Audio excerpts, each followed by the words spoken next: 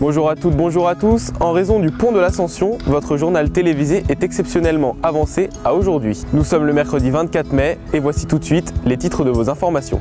Pour commencer, nous vous présenterons le 39e salon Formes et Couleurs qui se tiendra jusqu'au 28 mai prochain. Après la soirée mouvementée de lundi soir, notre député maire Pascal Thévenot revient sur les événements qui ont marqué le quartier du Mail. Et enfin, 5 des 17 candidats aux élections législatives de la 2e circonscription s'expriment au micro de Vélizy TV. Le 39e salon Formes et Couleurs a ouvert ses portes le vendredi 19 mai au centre Maurice Ravel de Vélizy. Regroupant tableaux, sculptures et gravures, l'exposition met en lumière le travail de différents artistes locaux. Nicole Motte, présidente de l'exposition, nous en parle. C'est un salon qui a quand même bientôt 40 ans, l'année prochaine. Donc on va fêter les 40 ans. Et il a été créé par M. Jacques Castel, qui était un peintre professionnel et un professeur d'art plastique. Et ce salon avait pour but, et a toujours pour but, de retrouver des artistes connus, qu'on fait venir à Vélizy, pour qu'ils soient connus aussi à Vélizy. Entre deux salons, je parcours les salons de province et de la région parisienne, et je repère des artistes que j'aimerais avoir ici, et je les contacte. Donc en fonction de leurs réponses, parce qu'ils ne sont pas toujours disponibles, en fonction de leurs réponses, ils viennent ou ils ne viennent pas. Et donc, ce qui nous permet chaque année, si vous voulez, de renouveler les artistes. La majorité des exposants viennent de Vélizy ou des communes environnantes. Tous ont travaillé sur un thème, celui du contraste. Les artistes ont travaillé pour le thème sur un tableau. Et au total, ils sont une trentaine à nous avoir proposé quelque chose. Donc voilà, vous pourrez, en découvrant le salon, vous pourrez trouver les œuvres. Elles sont indiquées par une petite étiquette. Avoir un salon éclectique et rompre avec la monotonie, telles sont les motivations de la présidente de l'exposition. Cette année, 2 artistes professionnels sont invités d'honneur. On a le peintre qui s'appelle Marcel Soyez. C'est un monsieur qui peint depuis, je ne dirais pas combien de temps, mais bon, quand on voit ses peintures, on s'en doute, très très longtemps. Quant à la sculptrice, Michel Gavache, parce que maintenant on peut dire sculptrice aussi, elle, pareil, elle a aussi un passé de sculptrice d'une bonne trentaine d'années. Et évidemment beaucoup de prix, beaucoup de travail aussi, beaucoup d'articles, de critiques d'art et du coup, l'œuvre qu'elle nous propose ici reflète quand même son travail qui représente peut-être une vingtaine d'années. Toutes les œuvres exposées sont à vendre, mais attention, il ne reste plus que 4 jours pour admirer ou acheter ces pièces d'exception.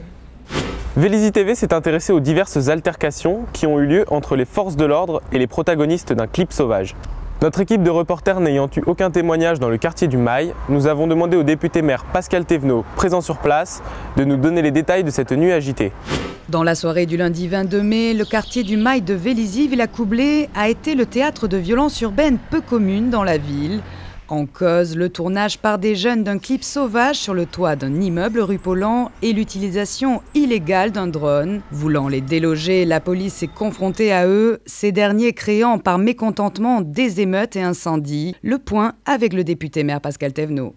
À force d'avoir une dizaine de voyous qui polluent notre vie au Mail et qui sont arrêtés tous les jours, qui sont emmenés au commissariat tous les jours, à la PJ de Versailles, et qui sont lâchés au bout d'un quart d'heure, et bien finalement l'état de droit n'existant plus et on retrouve maintenant à Vélizy ce qu'on retrouve de manière encore plus importante ailleurs en Île-de-France, mais c'est simplement qu'ils se sentent intouchables et on avait déjà eu les mêmes individus, hein, c'est des soi-disant rappeurs qui aiment faire de la vidéo de violence urbaine.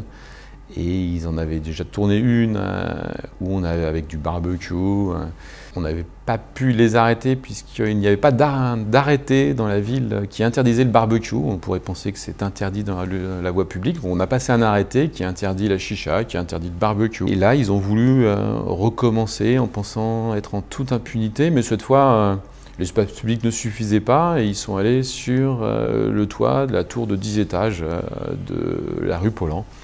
Donc là, une fois de plus, ils étaient un peu plus nombreux. Il y avait pas mal de gens qui venaient aussi d'Elancourt, des soi-disant figurants. Et dès qu'on a été alerté, la police municipale s'est rendue sur place et la police nationale s'est rendue sur place. Il y avait près d'une dizaine d'équipages qui sont venus, qui sont venus en tenue d'intervention. Et ils ont interpellé le caméraman, le producteur, le pseudo-chanteur, qui sont tous encore en garde à vue pour mise en danger d'autrui, violence.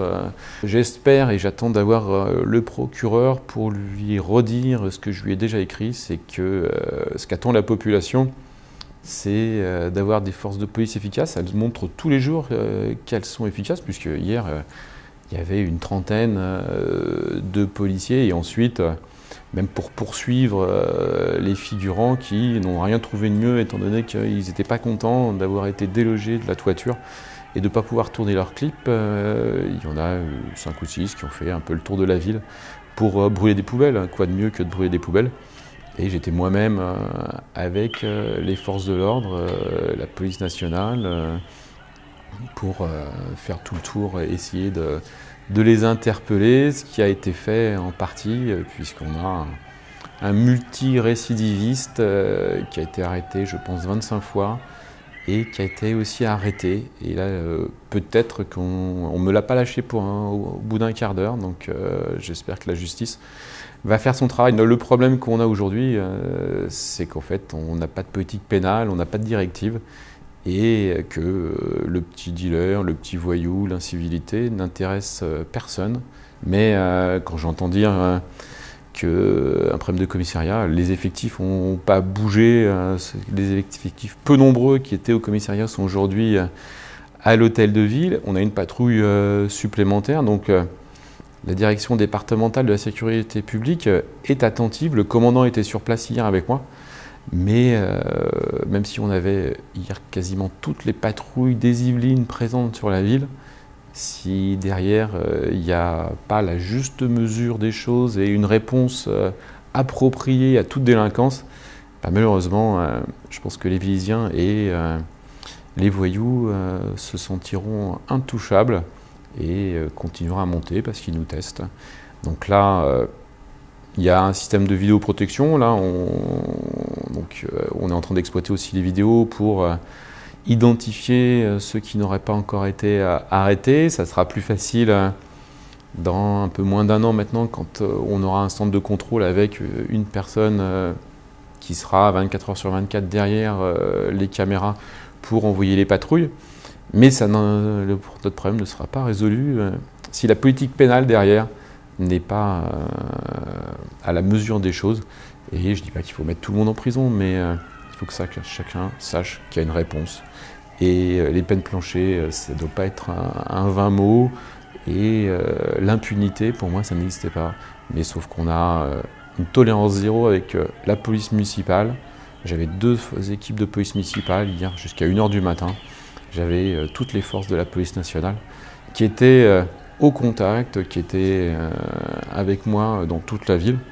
Mais s'ils se sentent intouchables, on n'aura rien. Donc j'ai besoin de la population, pas par rapport à 2-3 excités sur Internet, qui pour la plupart n'habitent pas Vélizy. Où sont ces mêmes voyous? Mais pour faire pression. Et donc là, j'ai plusieurs personnes qui demandent, qui s'inquiètent à juste titre, parce que ceux qui vivent tous les jours, même la petite bande de 10, sans que ça aille jusqu'aux événements d'hier soir, qui passent leur nuit au mail, en état d'ébriété, avec les incivilités, et c'est un quartier en plus où ça résonne. Et je pense qu'à un moment, s'il n'y a pas cette réponse pénale, je pense que les gens risquent de s'énerver, et moi aussi. Après les présidentielles, les législatives. Dans le cadre de ces élections, Vélizy TV offre un laps de temps de 2 minutes environ à chacun des 17 candidats de la 2e circonscription des Yvelines.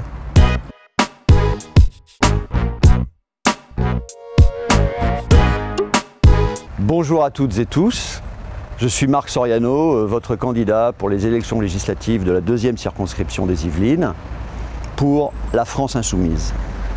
Vous allez élire des députés. Les députés sont des élus nationaux qui votent des lois. Et ils sont là, en particulier ceux que vous allez élire de la France Insoumise, ils sont là pour corriger les excès du gouvernement et ils vont être nombreux. Ils l'ont ils ont annoncé la couleur il n'y a pas très longtemps, avec notamment la gouvernance par ordonnance. Les ordonnances, c'est un principe par lequel vous sautez le vote à l'Assemblée nationale. Mais pour ça, il faut quand même un accord des députés. Donc, en votant France Insoumise, vous permettrez à ce que cette gouvernance par ordonnance ne se fasse pas. Voilà, ça, c'est un point très important. Et le deuxième, c'est de faire entendre la voix des 7 millions d'électeurs qui se sont prononcés pour la France Insoumise lors de l'élection présidentielle. Vous le savez, vous l'avez perçu, vous l'avez compris, le contexte politique a changé. Nous sommes dans un climat politique particulier où il y aurait, paraît-il, ni droite ni gauche. Or, évidemment, tout cela est faux, mais cela sert surtout à, fabriquer un pluralisme de façade au service d'une seule pensée, d'une seule idée qui est toujours la même, c'est-à-dire toujours plus pour ceux qui détiennent l'argent, qui détiennent le pouvoir financier, et toujours moins pour ceux qui le subissent. Voilà. Et je pense que le président de la République est là pour cela. Alors nous, à la France Insoumise, on a un tout autre point de vue là-dessus. Nous sommes pour l'humain. L'humain, ce n'est pas un mot, ce sont des réalités. C'est-à-dire, l'humain doit se substituer aux chiffres, aux courbes, aux statistiques, aux évaluations, à la rentabilité. Il y a un proverbe mexicain qui dit « Ils voulaient nous enterrer, mais ils ne savaient pas que nous étions des graines. » Au revoir à tous et bon vote.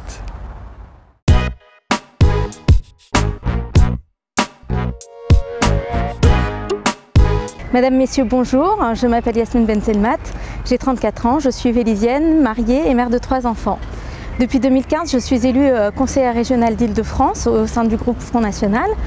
En tant que conseillère régionale d'Île-de-France, je siège au sein de la commission des finances et également au conseil d'administration de l'établissement public foncier d'Île-de-France. Je suis aussi diplômée d'une école de commerce Bac+5 en finance audit et travaille en parallèle de mon mandat dans une entreprise privée à Voisins-le-Bretonneux en tant que cadre analyste financier. Je suis la candidate patriote et également candidate de terrain. Depuis plus de 3 ans, je parcours la circonscription sur les marchés, dans les grosses manifestations, les cérémonies patriotiques pour rencontrer la population et pouvoir ainsi à l'Assemblée, au sein du groupe des élus patriotes, représenter au mieux la voix des Français face aux lobbies qui défendent la mondialisation effrénée. Je suis particulièrement attachée à la famille, à la solidarité intergénérationnelle, au soutien de nos forces de l'ordre et au développement du pouvoir d'achat de nos Français. En ce qui concerne plus particulièrement la 2e circonscription, je m'opposerai fermement au regroupement des commissariats de police afin que chaque commune puisse disposer d'un point de proximité en contact avec la police nationale. Bien sûr, je m'attacherai simultanément à la gestion responsable de l'argent public et à la répartition plus juste des ressources auprès de tous les Français. Les 11 et 18 juin 2017, lors des élections législatives, sur la 2e circonscription des Yvelines, votez patriote, votez Yasmine Benzelmat.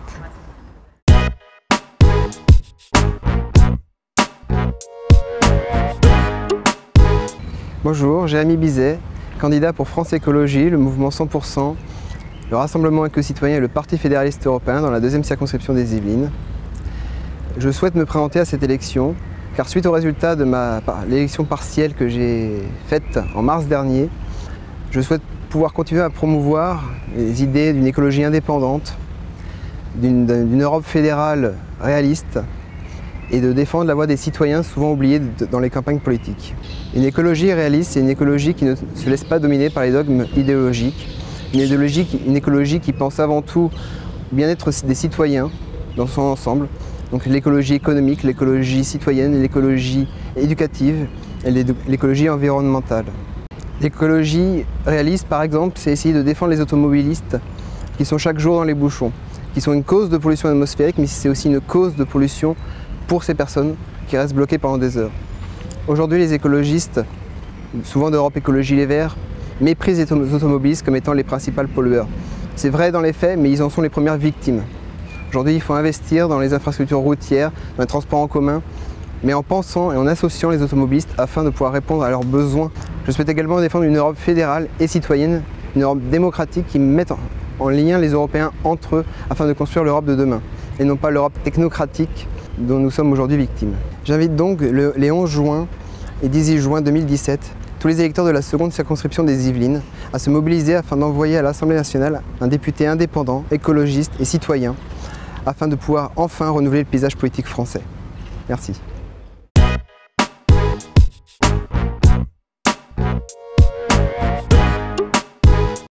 Mes chers compatriotes, j'aime viscéralement la France, ses femmes et ses hommes, sa culture, son histoire, ses entreprises, ses familles.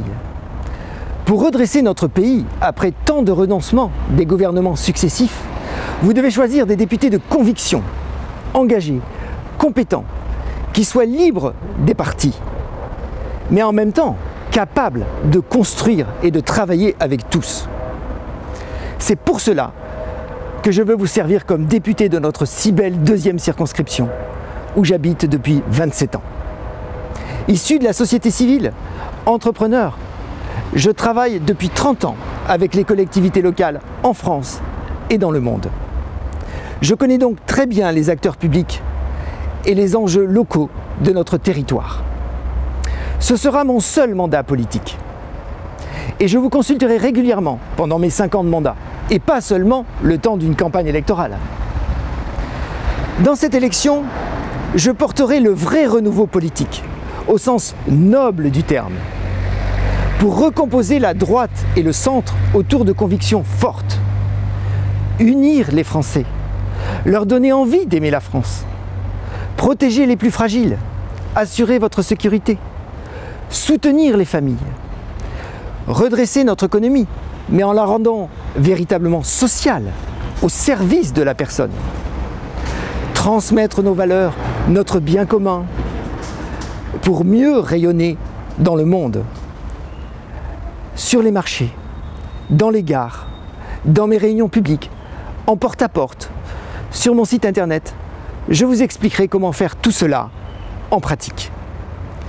Si vous votez pour Pascal Poirot les 11 et 18 juin prochains, vous serez fiers de votre député.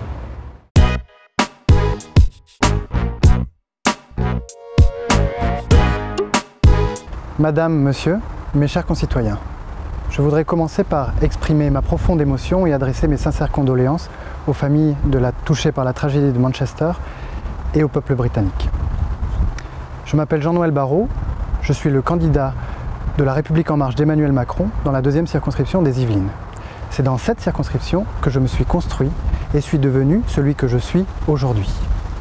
Étudiant puis doctorant sur le campus d'HEC, j'y ai passé presque 10 ans. Professionnellement, j'en retire une expertise en matière d'économie, de financement des entreprises et d'analyse des politiques publiques. Personnellement, j'en retire une véritable affection pour ces territoires. J'ai décidé d'y construire mon projet familial et professionnel. Aujourd'hui, à 34 ans, je souhaite mobiliser largement les Yvelinoises et les Yvelinois pour donner au président de la République et son Premier ministre une large majorité lors des élections législatives. Notre territoire dispose de nombreuses richesses et de nombreux atouts. Si je suis élu, j'aurai à cœur de me battre pour 5 priorités. Appuyer le développement économique fondé sur la complémentarité entre les grands groupes innovants sur notre territoire et le tissu des PME et des TPE. Investir dans la culture et l'éducation pour donner à nos enfants les meilleures conditions d'enseignement et promouvoir la méritocratie. Préserver les équilibres qui font la qualité de notre cadre de vie en soutenant la transition écologique du gouvernement. Faciliter vos déplacements en résorbant les points noirs routiers et en développant les transports en commun sans dénaturer nos sites naturels d'exception. Maintenir l'offre de soins et de services et développer le très haut débit sur l'ensemble du territoire. Le 7 mai dernier, les Français ont élu Emmanuel Macron président de la République. Pour réussir, il a besoin d'une majorité large à l'Assemblée nationale et c'est dans cet esprit que je sollicite votre confiance dès le premier tour, le 11 juin prochain. À vos côtés, au service de la France. Pour ce week-end, rendez-vous vendredi en mairie à 19 h pour une réunion publique sur la sécurité. Et à la Salicar place d'Autier, retrouvez la ressourcerie éphémère les 26, 27, 30 et 31 mai. Voilà, c'est la fin de votre journal télévisé. Rendez-vous vendredi pour un nouveau JT. Bon week-end de l'Ascension à toutes et à tous. À bientôt sur Vélizy TV.